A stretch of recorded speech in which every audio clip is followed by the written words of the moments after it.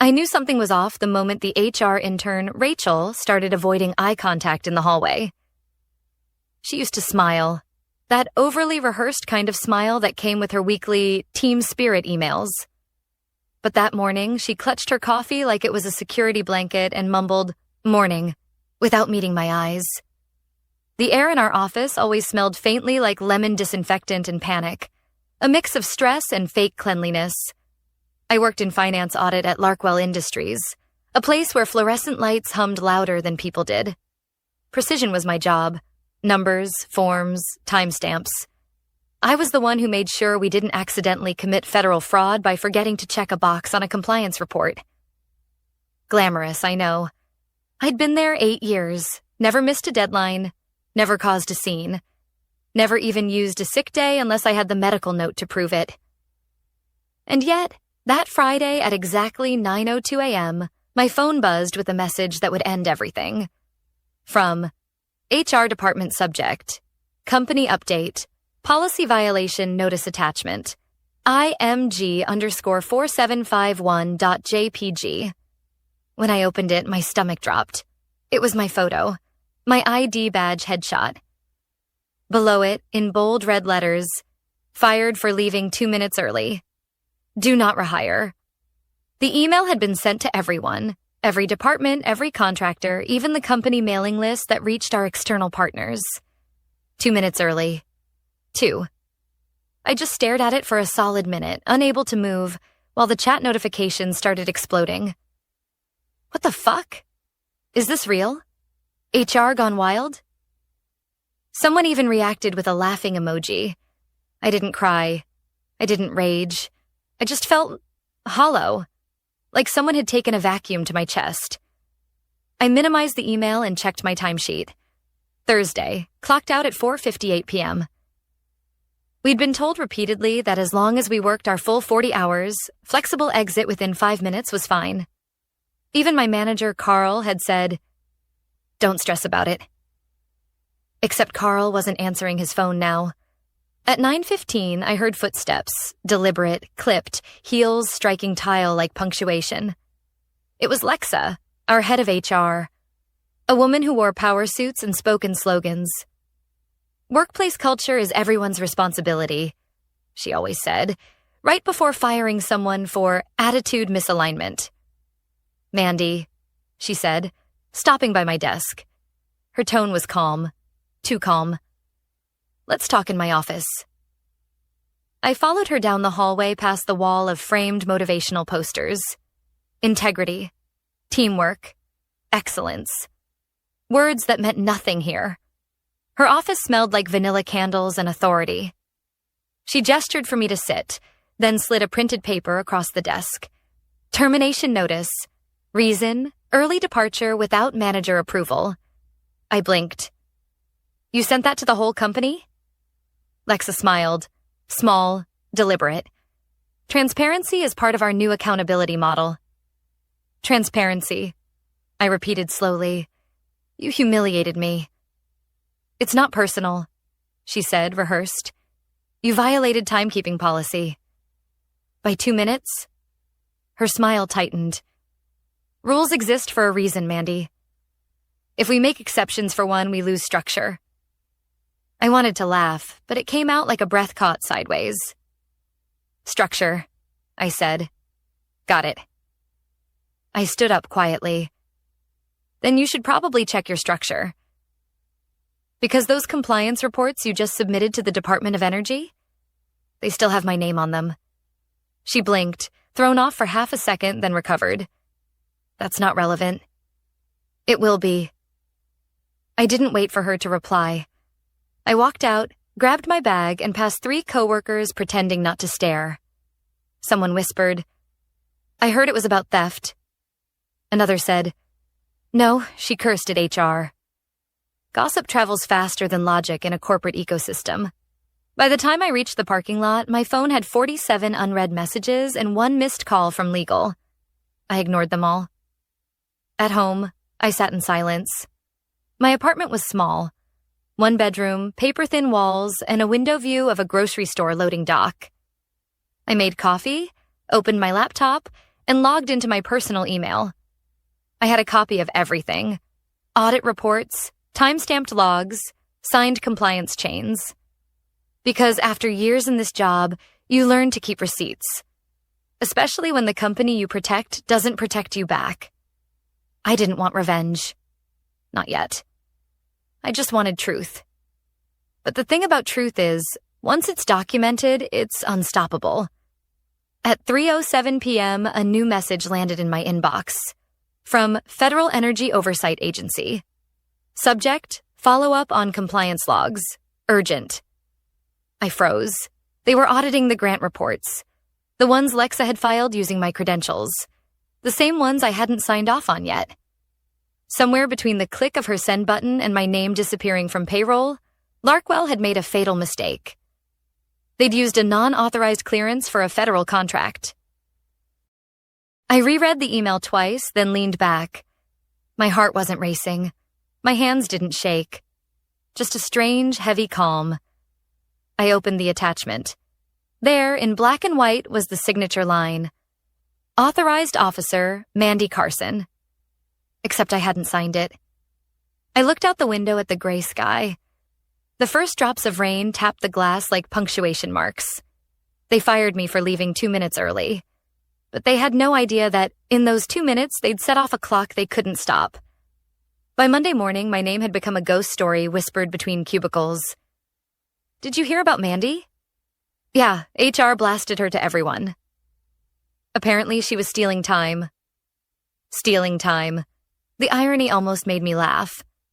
I woke up early that day, not because I had anywhere to be, but because my body was still wired to start reviewing spreadsheets at 6:30 a.m. The routine felt empty now. No Teams notifications, no corporate chatter, just the hum of my old laptop and the bitter smell of overbrewed coffee. I didn't plan to check my old work email. But when I did, I noticed something strange. The login still worked. HR had deactivated my ID badge, cut my access to payroll, and sent my photo to the entire company.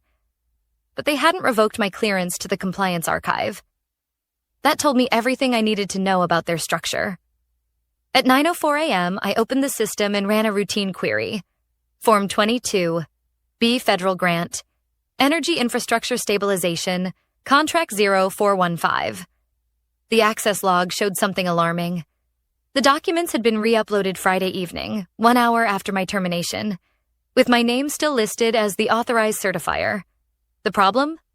Once a certification form is submitted with an inactive employee ID, it's automatically flagged for a compliance audit, which means the Department of Energy's Oversight Office would be notified. They had triggered a federal audit the moment they hit send. I sat there staring at the screen, realizing the scope of it. If the agency system had already detected it, someone from the government would show up. Probably not today, maybe later in the week. But soon. I didn't have to do a thing. By 11:22 a.m., the first email came through. From Franklin Marlowe, Chief Operations Officer. To HR Department, Legal Compliance Subject, Urgent, Oversight Visit. Scheduled body. We've received notice that a federal liaison will be visiting the office tomorrow regarding recent contract submissions. Please ensure all documentation is organized and the HR situation with Mandy Carson is fully resolved. They had no idea I could still see everything. That night, I barely slept. My mind kept replaying that ridiculous email they'd sent with my face. How Rachel had avoided my eyes. How Lexa had smiled like it was just another day at work. I wasn't angry anymore, just steady, cold, focused. The next morning at 8:47 a.m., the federal liaison arrived. I wasn't there, but later I'd get every detail from someone who was a quiet message from a friend in legal who'd once trusted me with her resume. She said the man walked in wearing a plain gray suit, no badge visible, holding a thick black binder. He introduced himself simply as Agent Donovan, Federal Oversight and Compliance Division. Franklin greeted him with his usual corporate charm, fake laughter and firm handshakes. Lexa was already waiting in the boardroom, folder in hand, posture perfect. HR's champion of professionalism. According to my friend, they began the meeting with Lexa proudly explaining my termination. She used the same words she'd said to me. Mandy violated our structure by leaving early without authorization. Accountability is key to maintaining integrity. The agent didn't react. He just opened his binder, turned a few pages. Then he said quietly, Miss Carson's signature appears on 6 active grant certifications, including 1 submitted post-termination. Can you confirm she was still employed at that time? Lexa frowned. She was not. But that's irrelevant to the contract itself. He looked up. Actually, that's very relevant. Using the credentials of a terminated employee on a federal document constitutes a misrepresentation under Clause 12.4 of your grant agreement. The room went silent. Franklin shifted in his chair.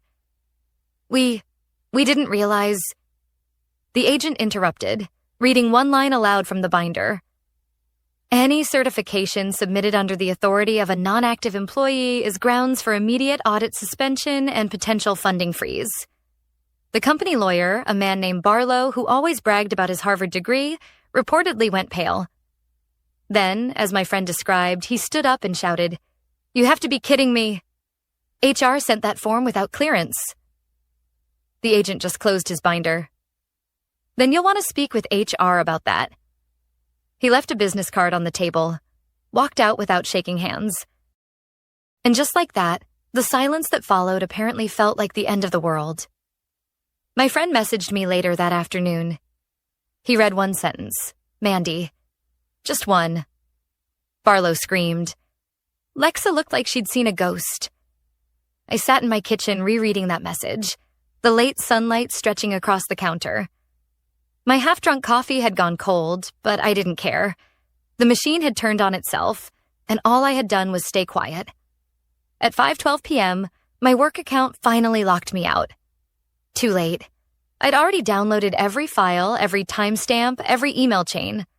I stored them neatly in a folder on my desktop labeled Receipts. The company wanted to humiliate me. They wanted to make an example. Instead, they'd become their own case study in arrogance. I closed my laptop and looked at the small photo still taped to my fridge. A picture of me and my team from years ago. Everyone smiling, eyes bright. Back when we believed this place actually cared. Now, I just whispered to the photo, half a smile tugging at my mouth. You wanted transparency, Lexa. Hope you like what's coming. The next morning, I woke up to 32 missed calls and a flood of unread messages. My old coworkers, most of whom hadn't spoken to me in months, were suddenly desperate to reconnect. Hey, Mandy, weird question. Did you ever sign something for the DOE contract? Lexa's freaking out.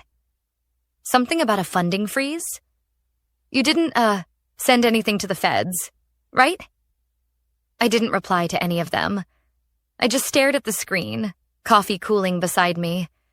The same way someone might watch a building slowly start to collapse in the distance. I hadn't pushed it.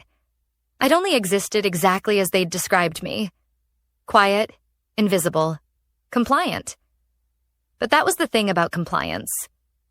When it breaks, it doesn't scream. It echoes.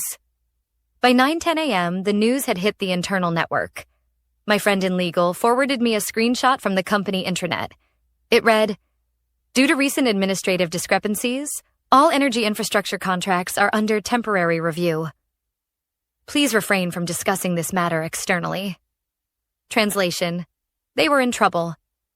According to her, the agent, Donovan, had returned early that morning. This time he wasn't smiling.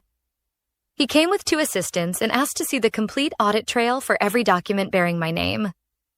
HR scrambled. Lexa claimed she'd already handled the matter, but the assistant pulled up the file metadata in real time. My user ID was still active at the moment of submission. You could have heard a pin drop. Franklin apparently tried to spin it as a technical oversight. The lawyer jumped in with corporate jargon about administrative carryover. But Donovan didn't argue. He just kept writing in his notebook. Finally, he said something no one in that boardroom will ever forget. You distributed an employee's termination notice to external partners while still using her credentials on federal filings. That's not an oversight. That's falsification. My friend said the color drained from Lexa's face like ink down a drain. The lawyer whispered something about needing to consult upstairs. Franklin rubbed his forehead and muttered, "How bad is this?" Donovan looked up, calm as a surgeon. "Bad enough that you'll be hearing from our contracts division before lunch." When I read that line in my friend's text later, I didn't smile. I just exhaled. For months, even years, I'd watched that company weaponize policies against people who couldn't fight back. They'd humiliated interns for typos, docked pay for bathroom breaks, written up employees for leaving 5 minutes early. And now, the same system that demanded absolute obedience was turning on them for the same thing. At 11:47 a.m., I received an email from my former manager, Carl. The subject line simply read, "Can we talk?" I almost deleted it, but curiosity won. His message was short. "Mandy, I had no idea they'd gone that far. HR told me you resigned voluntarily. The federal auditors are requesting your original access logs. We can't locate them on the server. If you still have copies, please call me. We're in real trouble." I leaned back in my chair, reread his words twice, then took a slow sip of coffee. For the first time in weeks, it actually tasted good. I didn't call him, but I did reply. "Hi, Carl. Hope you're well. Unfortunately, I'm no longer authorized to assist Larkwell Industries. Please direct all inquiries to federal oversight. Warm regards, Mandy." Within an hour, I got another message, this time from an unfamiliar address, miranda.k@larkwelllegal.com. I remembered her. Junior counsel, quiet, always doing the work others took credit for. She wrote, "Off the record, they're blaming you. Lexa told the board you sabotaged the system out of spite, but the logs prove otherwise. Hold on to whatever you have. You might need it." That line, "you might need it," hit harder than I expected. Because she was right. This wasn't over. By late afternoon, headlines started whispering across internal channels. A local business blog posted an anonymous tip. "Major contractor under federal audit after internal HR scandal." They didn't name names, but I recognized the phrasing. Anonymous sources confirmed termination emails were sent publicly before compliance reviews were complete. I watched it spread like a quiet storm. Around 6 p.m., I received one last message. From Rachel, the intern. The same girl who couldn't look at me that morning. She wrote, "I'm sorry." Lexa made me hit send. She said it was just an internal memo. I didn't know your photo was attached. I stared at her words for a long time. My anger softened. Just a little. She was young, scared, replaceable. Just like I had been once. I typed back, "It's okay, Rachel. Take screenshots of everything and back them up somewhere safe. You might need them too." When I hit send, a strange calm washed over me. Outside, the city lights blinked in the distance, cold and mechanical. Somewhere in a fluorescent boardroom, people who once treated me as disposable were now watching their empire unravel one compliance clause at a time. And all I'd done was leave 2 minutes early. By Wednesday, the story had reached the local business press. Larkwell Industries under federal investigation for grant irregularities. No details, no names, just that haunting phrase, grant irregularities. Anyone who's ever worked in corporate knows what that really means. Someone's about to take the fall. My phone wouldn't stop buzzing. Former colleagues, LinkedIn recruiters, even journalists. I ignored them all. I wasn't ready to talk. I didn't want revenge headlines. I just wanted the truth on record. And the people who weaponized humiliation to feel a fraction of the same exposure they gave me. At 9:12 a.m., my friend Miranda from legal texted again. "They're calling an emergency compliance hearing. This afternoon, Franklin, Lexa, and Barlow are all required to attend. Agent Donovan will be there." My hands went cold. She added one more line. "They're asking about you." Again, I sat at my kitchen table, staring at my laptop. Part of me wanted to go, to walk in and watch their faces crumble when the agent read the words, "Non-authorized use of federal credentials." But that wasn't my job anymore. I wasn't their compliance officer. I was just the woman they'd fired over 2 minutes and a rumor. Still, I couldn't resist logging into the public register of oversight notices. It's open access, if you know where to look. And there it was in the digital bulletin. Notice of audit suspension, Larkwell Industries. Immediate review pending clarification of active named certifier status. Federal funding frozen. That line meant millions of dollars. Frozen. Just like that. I closed the tab and let out a slow breath. The sound of rain against the window filled the silence. For a moment, I felt almost sorry for them. Almost.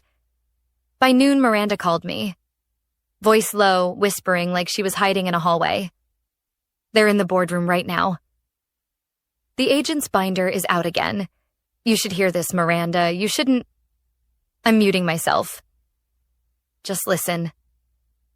Through the faint static, I could hear the shuffle of papers, a cough, the creak of expensive leather chairs. Agent Donovan's voice was calm, precise. The record shows Miss Carson's credentials were used post-termination to authorize federal submissions. Who approved that? Lex's tone came sharp, defensive. We followed procedure. The documents were completed prior to her termination. There must have been a system delay, Donovan.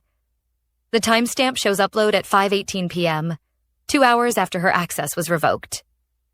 A pause. Then Franklin. That must be a mistake. Our IT team. Barlow cut in, his voice cracking. Do you realize what you've done? You circulated her firing email to external partners, then used her credentials on active contracts. That's not procedure. That's negligent silence. Then Donovan again, softer this time. Negligence would be a generous interpretation, counsel. I heard papers turning, a pen tapping. Per clause 12.4, he continued, this qualifies as a breach of certification integrity. You'll receive a formal penalty notice within 48 hours. Federal funds will remain frozen pending full review. Someone, maybe Franklin, exhaled sharply, like he'd just been punched. Barlow muttered, Jesus Christ. Lex's voice trembled now, stripped of polish. Agent Donovan, with respect, this isn't fair. This started with a minor policy issue. She left early. He cut her off. You humiliated an employee over 2 minutes of time and used her name on $6 million worth of federal paperwork. Fairness is relative. My heart pounded as I listened. I could almost see her expression, that perfectly practiced corporate composure cracking at the edges. Then came the sentence that would later make headlines in every industry newsletter. Effective immediately, Donovan said. Larkwell Industries is suspended from all Department of Energy contracts pending further review. You'll also need to provide documentation explaining why a terminated employee's photo was circulated publicly. That constitutes a data breach, Barlow swore under his breath. Franklin's voice broke. Is there any way to resolve this quietly? The agent replied, You can try, but the report's already filed. My team doesn't do quiet. And that was it. The sound of chairs scraping, paper shuffling, the slow collapse of arrogance. Miranda whispered, He just walked out. I didn't say anything. My throat felt tight. My pulse steady but loud in my ears. Mandy, she added quietly. Lex is crying. I closed my eyes. For a long moment, I didn't know how to feel. I wasn't happy. Not angry either. Just resolved. That afternoon, a news alert hit my phone.